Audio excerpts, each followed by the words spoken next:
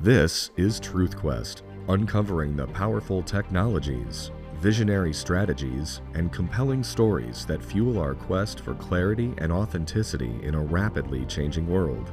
From groundbreaking innovations to real-life success stories, we take a deep dive into how individuals and businesses are harnessing truth tech to change their lives and create meaningful change. We believe that everyone deserves to know the truth. This is TruthQuest, and now your host, Dr. Bryan. Welcome. I'm Dr. Bryan. And I'm Mary Claire. And we are your hosts for TruthQuest, where we dive into the new technologies and stories about people's quest for truth and the impact it has on their lives. Today, we're going to talk about the history and role of lie detection in law enforcement, primarily in how this can help us build better policing organizations both before and after the crime. We're excited to have with us today an expert who has vast experience using lie detection to help police departments and other law enforcement groups function at the highest levels of integrity. I'm really excited to introduce Hector Ruiz, who is with us, and I'm going to let him tell us a little bit about his background and history. Hector, welcome. I appreciate it. My name is Hector Ruiz, and I have been in the field of polygraph, in commercial polygraph, for 42 years at this point, but I have a much longer history in polygraph than that. Uh, just to kind of fill in the who I am and where I'm from and how I got here.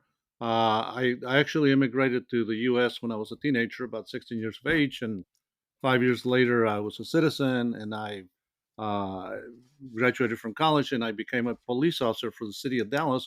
And that actually was my introduction to polygraph. And I worked for the city of Dallas a few years as a police officer. Then I went to the FBI and worked for them a few years. But I had the immigrant dream never died, which was to start my own. I always, called it my taco stand dream. But really, when I left the FBI, I started a polygraph company. So the polygraph company became my taco stand, if you will. Right. And over the last 42 years, I've owned several companies, sold all of them. The only one I kept is the polygraph business because I really am. This is a kind of my baby.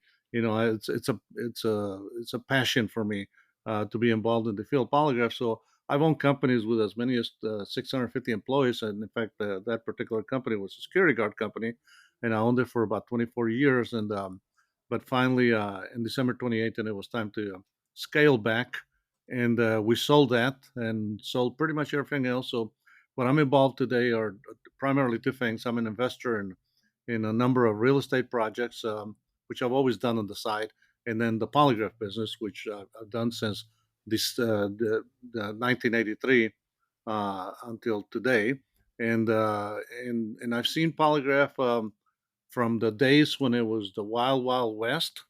I kind of like to start with that because my introduction to polygraph was in 1975 when I became a police officer for the city of Dallas, and so that I had never even heard of a polygraph, didn't know what it was. So they, after a week of interviews and all kinds of testing, they said tomorrow's the last day, and the last thing you're going to do is take a polygraph. And I said, "What is a polygraph? How many push-ups do I have to do? How many pull-ups?" And they kind of looked at me and said, "Yeah, no, that's not what it is." So this is obviously before the age of the internet. So I ran to the library immediately, and I really couldn't find any information. All I could find was about half a Interesting. page on an encyclopedia that talked about this thing that could tell if you were lying. And frankly, I was very skeptical about it. Okay, but I showed up for the polygraph the next day. And again, keep in mind that this is 1975. Okay, so before not only the age of the internet, but also before the modern age of polygraph regulation and training, etc., which has really, improved the process and the field of polygraph. So at that time, they asked me questions that today would be illegal to ask. I Right. didn't believe that it worked. I was truthful anyway, and it took all day long. And I mean, literally, I started Oh at 8. my gosh. By 11, we still hadn't started the test. All we're doing is talking, and the examiner's going out of the room, and I could hear him talking and laughing with people outside the room. Then he would come back and ask me questions that they suggested for fun, you know, such as I mean, I'll just say it. One of the questions he asked was, "Hey, so you're from Mexico? So you're a country boy, right?" I said, "Well, I'm from Mexico, and yes, I'm from under the country.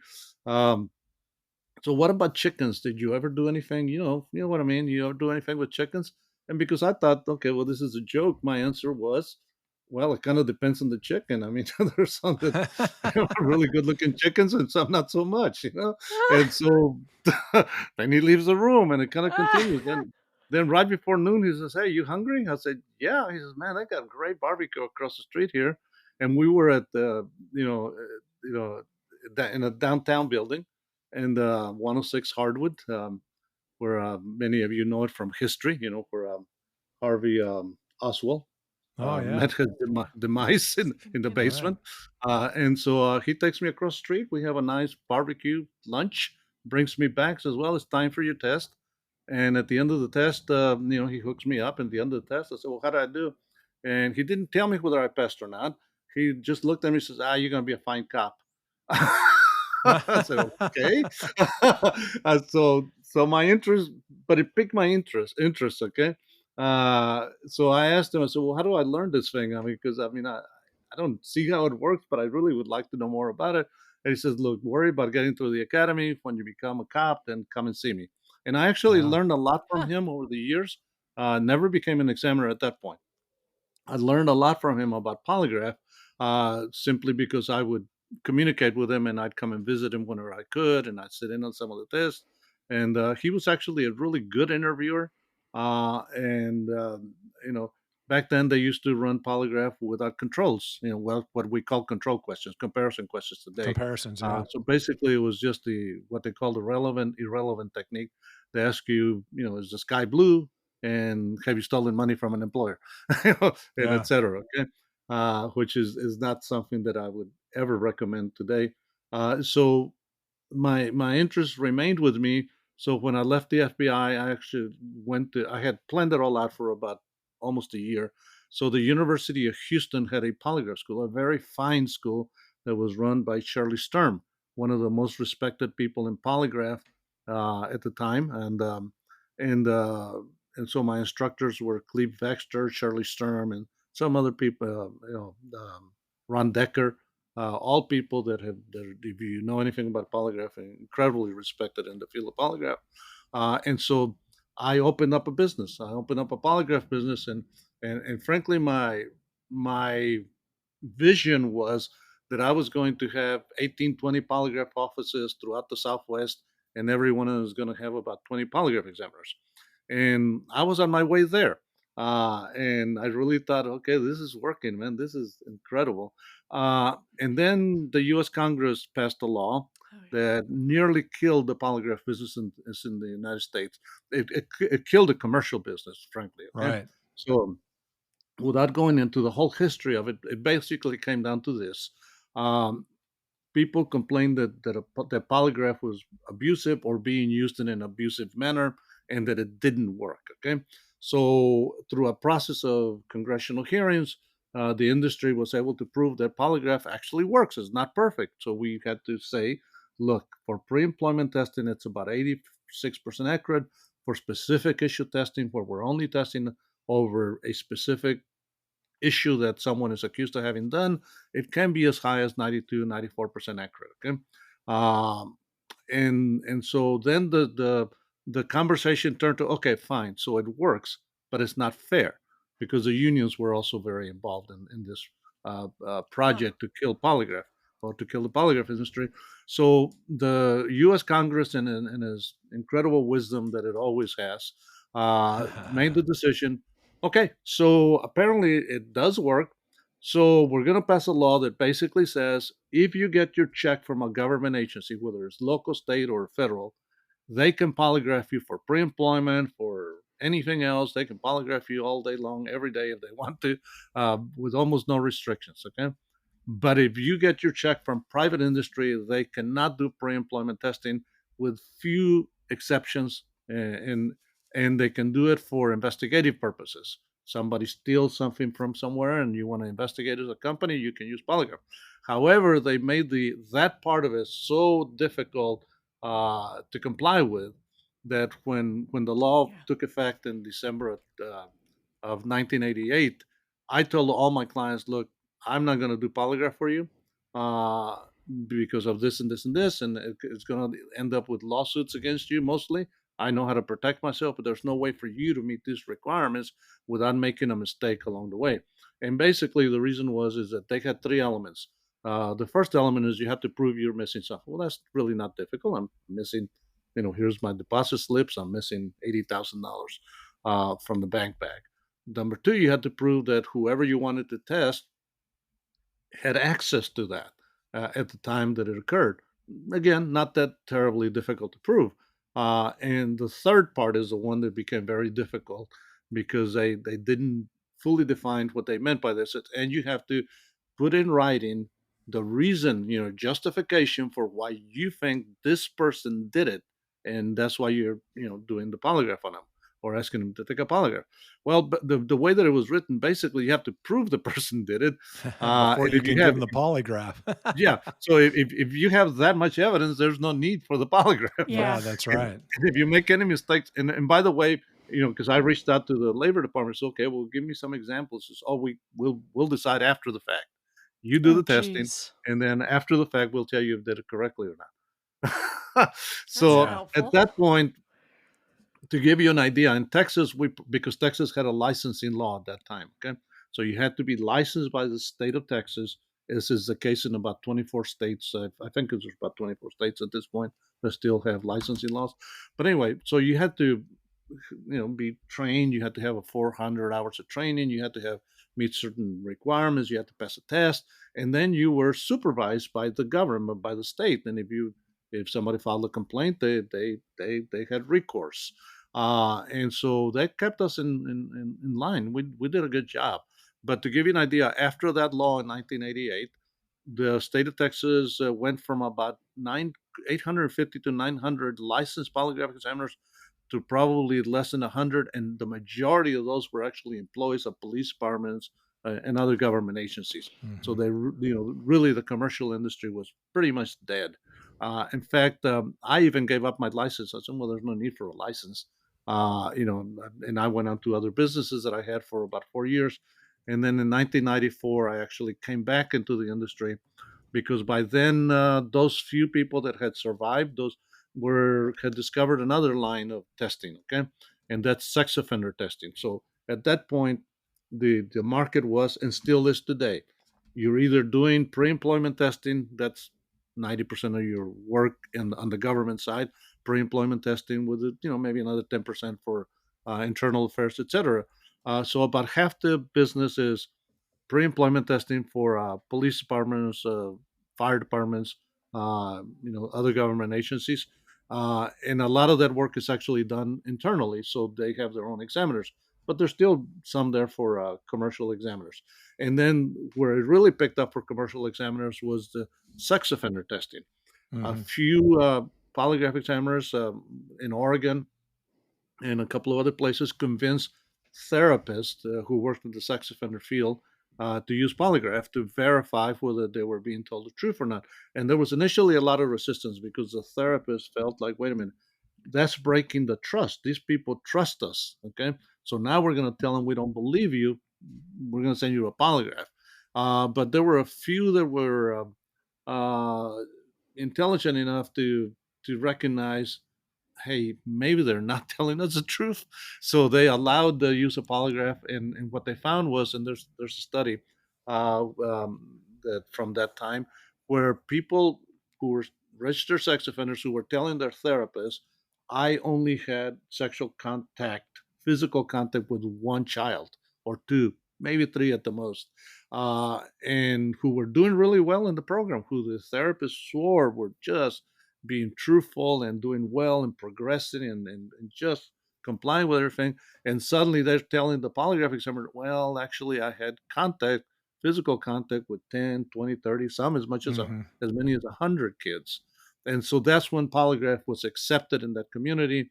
and thus we was born what we call the post-conviction sex offender testing program. Okay, which Hector, one is interesting thing, I don't mean to interrupt you, Mhm, except to say that we're running into that same mindset now still, even with new oh yeah, technologies where they're like, we don't want to break the trust of our customers or our clients. And mhm, but they're missing this opportunity to really get to the heart, because some of these people are really good. I mean, they've known all along they've been doing the wrong thing. So they right, almost have to be good liars, right? yeah, yeah. And so that kind of brings us up to the where the industry is today. And then on the technology side, polygraph was, the what we call a polygraph instrument was really, it's about 100 years old. Okay, and over the years it's been improved. I mean, when I started out, I used to have a machine that was the size of a military desk with paper. Sorry about that. With paper rolling out of it, Mhm. and I had to actually put ink in it, manually put ink into this little slots. And by the end of the day, I'd look like a clown because I would inadvertently touch the ink, and then touch my face without thinking, and my shirt. And by the time I got home, my wife says, "How was the clown show?" Sounds like my kids and markers right now. I don't know Yeah, how the exactly. markers get where they get. Yeah. So, and it was difficult to run the test because you're running the test and at the same time writing notes on a piece of rolling paper. And then, of course, you're interfering with the speed of that paper when you do that, which Oh, was jeez. essential for accurate data acquisition and interpretation. But over the years, that improved and improved, and those mechanical instruments became a little more modern until, and then in the early 90s, the what everyone uses today, the computerized polygraph, was invented. Initially, it was a DOS-based system. It was very robust, and the first one to actually put one in the market uh, that was viable was Bruce White at Exiton.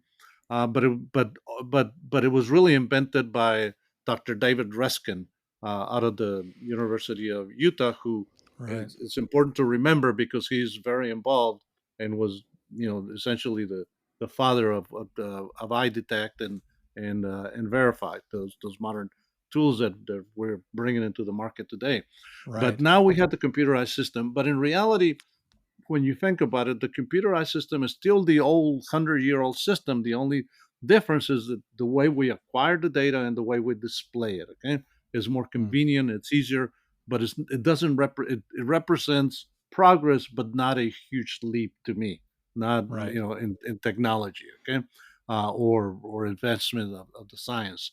But it is very reliable. I mean, it remains to this day for pre-employment testing, and the reason that it's 86% for pre-employment testing is because a pre-employment test is a very general test. You're exploring.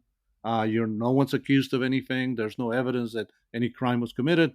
You're simply saying, over your lifetime, have you engaged in certain behaviors which are disqualifiers for this agency that you're applying for? Such as involvement in crimes of theft or crimes against people, illegal drug use, and then, job history, termination from jobs for bad behavior.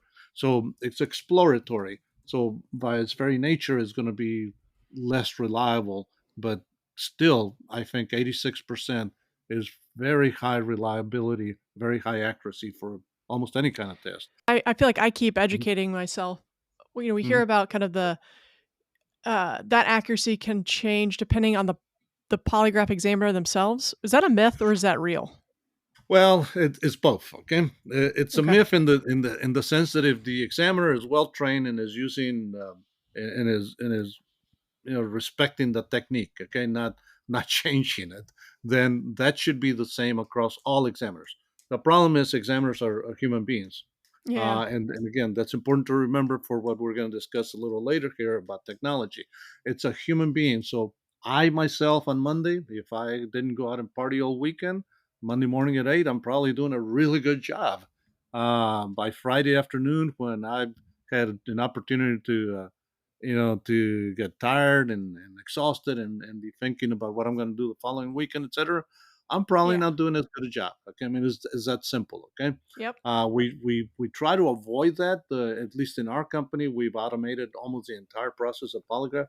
Starting in 2004, we did that, but we're the only one that I can think of that has done that at least to the degree that we have, where it really is difficult to having inconsistencies because it's fully automated, and especially now with artificial intelligence. Even this morning, we were improving some processes that basically the examiners kind of down to the point where all they're doing is attaching the components to the person because that we haven't figured out how to do that through AI yet. You need a But, robot. You need a robot for yeah, that, Hector. but outside of that, I mean, we're at the point where we can run tests remotely. Like if somebody comes into the office and they only speak Spanish, and there's no Spanish speaking examiner available, I got an examiner in Mexico City who fully bilingual who can log in and take over my computer, and all I'm doing is attaching the person because he's doing everything else. He can see Yeah. them, they can see him, he can explain things, and again, the process is so automated. Even he's not doing that much. I mean, That's amazing. we can switch languages on the fly. I just hit translate and it translates, you know? Hector, Uh, this leads me to when I first reached out to you, looking at your background, I'm like, this guy has, I the amount of experience you have, the the perspective you have on polygraph itself, story upon story. You've been educated, you have experience after experience, and then you're also an entrepreneur. And Bryan, I just realized we've now talked to a number of entrepreneurs, which is interesting, that are involved in this world. So it's just the fact that you're innovating on this. It's just kudos to you. It's amazing what you're doing, the vision that you have, given the fact that you said the technology itself has been, maybe not the technology, but the process and the science has been around for so long. But there's been advancements, but not necessarily innovation. And I think it's just fascinating what you're bringing to that. So kudos Yeah. to you, and cheers to that. Which Yeah. leads me to as well this next topic on law enforcement, and you have both actual experience, um, and then have been supporting that industry again for decades and decades. So you and I have chatted. We've all read or heard on the news or whatever it may be. There are some challenges facing law enforcement as it relates to having enough people to hire for one, but then finding the good qualified people. It's a bit of a crisis. So would love to touch on that and hear kind of how you're supporting that and how you're helping that. okay. Well, first, the challenges that they're having in law enforcement, I'd like to talk about it as public safety and Yeah. then divide it Yeah. up because Yeah. That's public fair. safety is basically two big sections: the fire department section and the police section, right? So the police are the enforcers, and so they're gonna go through periods, and this has been the case since I was a cop in the '70s. Okay, the public loves you, the public hates you. Yeah. Depends on what's Yeah. going on. Firemen, on the other hand, are always loved. They're the ones that get your kitten out of the tree. Yeah. They're the ones that help the lady across the street. They're the ones that save your baby from the fire.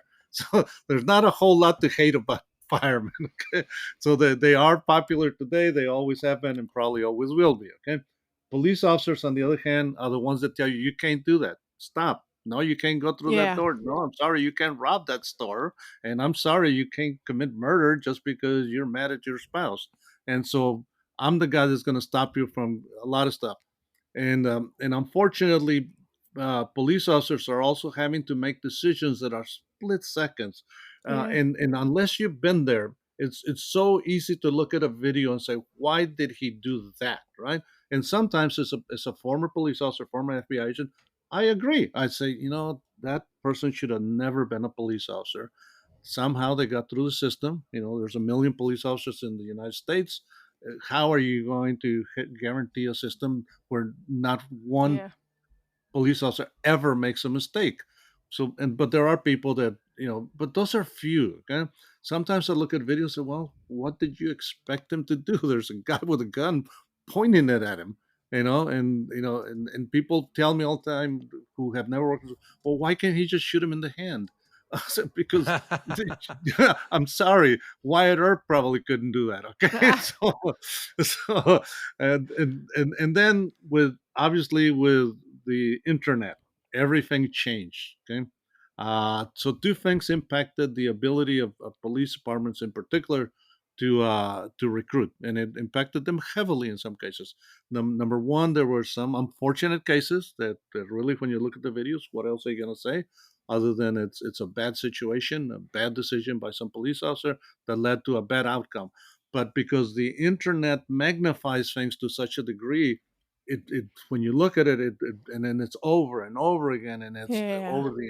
over the entire world, you start getting this feeling that every cop is doing bad things, which is not the case at all. Right. Uh, Right. and so then that naturally impacts recruiting because people are. And I ask them all the time, so who in your family is supposed to be a police officer? And it's kind of an interesting experiment for me. Okay. And it's, in the old days, well, everybody's really proud that I'm going to do this. And they're just, I mean, obviously my mom's a little concerned, but my safety, but beyond that, everything's so proud. And now the answer tends to be people, my friends, so why would you want to do that job? Everybody hates police officers. Why would you go to that profession? You're liable to be put in jail just because you made a mistake, just when you had no choice. I mean, you took an action based on the circumstances, and now you're probably going to get charged with a crime. Why would you do that? So that it got so bad that it led to some cities, as you guys know, um, defunding the police. Yeah. Austin, Texas, basically defunded the police, and today they suffered significantly because of that. Now, the other thing that happened is the pandemic Yeah. that impacted all kinds of the labor department. I mean, the labor market everywhere, right? And it didn't exclude law enforcement. And so what I am noticing over the last 12 months, it is improving. Okay, some of these negative images of what police officers do and what they are and what they represent have diminished, because I think people, the pendulum swings in extremes and it swung in a very extreme negative way against police officers, and it impacted their recruiting. But now it's kind of coming back to center, and people, I think, are realizing, wait a minute, okay, I do need police officers. I Right. do need somebody when I'm in trouble and I need help. When I dial 911, I want there to be enough staff that somebody can come and help me, and not hear, I'm so sorry, but geez, we just don't have enough officers to respond to that. You know, Yeah. so it's beginning to improve. Okay. And Um, we want good officers too, right, yeah, Hector? I mean, yeah. I'd be interested in your perspective on the technology in terms of, you started off with lie detection and employment screening and some of these new things that might be being done. But I think you've got this challenging difficulty in that you want to use these technologies to find good police officers, but you also got to recruit good people that want to apply. Are these Mhm. things working? Are we making progress using these technologies to get both good cops and enough good officers in that situation? Well, here's where I think technology can help, and it's barely in its we're at the starting gate, okay, with some of the newer technologies like iDetect and Verify. So the first challenge that was faced by iDetect, and I know this firsthand because I used to go out on sales calls with some of the people from Converos, okay, and initially we were going to a polygraph examiners because we thought, well, it's a natural tool for them. It's just like Yeah. a Yeah. polygraph instrument. Yep. It's Right, another right. tool for them to put in their tool bag. But what they weren't not anticipating is the rejection, and not rejection based on whether it worked or didn't work, but rejection based on fear. Okay, Yeah, they and thought so that it would take their we, jobs from them, right? yeah, exactly, right. So we didn't do a good job of anticipating them and then educating them, so that there would be a greater acceptance of it. So what we ended up with is police officers telling their command staff it doesn't work, but Mm. without any justification, without any Oh. knowledge of whether it worked or not, simply out of their fear that if they buy this thing, I'm probably not going to have a job. Yep. So Yep. on the commercial side, thinking, man, if my clients start using that, then they have no need for me, and I'm out of business. And those that work in house, the internal examiners, they weren't going to lose their job, but they thought they might lose their position, and now I'm going to have to go back to patrol or something because they can train a clerk to do this. What they forgot is that somebody still has to get that information, and while we can do a lot of that through technology, and certainly we've done it even in polygraph in our case, for most departments that is just not that's not what they do. Okay, so you still need a human being who can do the interview and can gather information. And so that fear, I actually here in Texas we had a public hearing at the state level, where a polygraph examiner got up and said, well, I've heard that I detect doesn't work. And this is a public hearing in front of a licensing agency, okay, where Right. they're trying to make a decision as to whether to allow the use of iDetect or not. And so the question I raised was, okay, so what are you basing? Where did you get that information that it doesn't work? And the answer was not surprising to me. Well, that's what I heard. Yeah, Okay, exactly. so that's what you heard somewhere. Okay, so it is a challenge. Okay, with my own clients, when I've gone to them and said, "Look, can I talk to you one on one? Okay, you're the decision maker. You're not a polygraph examiner. Let me show you how they work." And believe me, I love polygraph. Everything I have today, all the money I've made, all the money that I spent at major, private colleges for all four of my kids, even though it may have come from another business, it was Polygraph that allowed me to have that other business. Polygraph is the one that opened the door for me to do these other things. So I will never be the person that hates Polygraph or that wants Right. to put Polygraph out of business. I love Polygraph, but I also embrace innovation, and I also embrace modernization and progress and technology.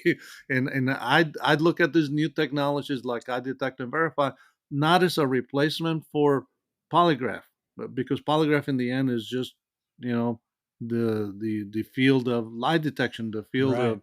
of seeking the truth. So what tool we use is the only thing. So I Huh. think a polygraph is just like when I used to have a polygraph instrument that I had to put ink in. When somebody came up with a computerized system, even though it was DOS based, I jumped on it. And I'm the one that actually pushed Bruce White to come up with the first Windows based system, and we fought like cats and dogs for a year because he kept coming up with product that I hated. And finally, after about a year, he came up with something that, okay, this is going to work. And so I I am fully embrace it. It's just another tool in my toolbox.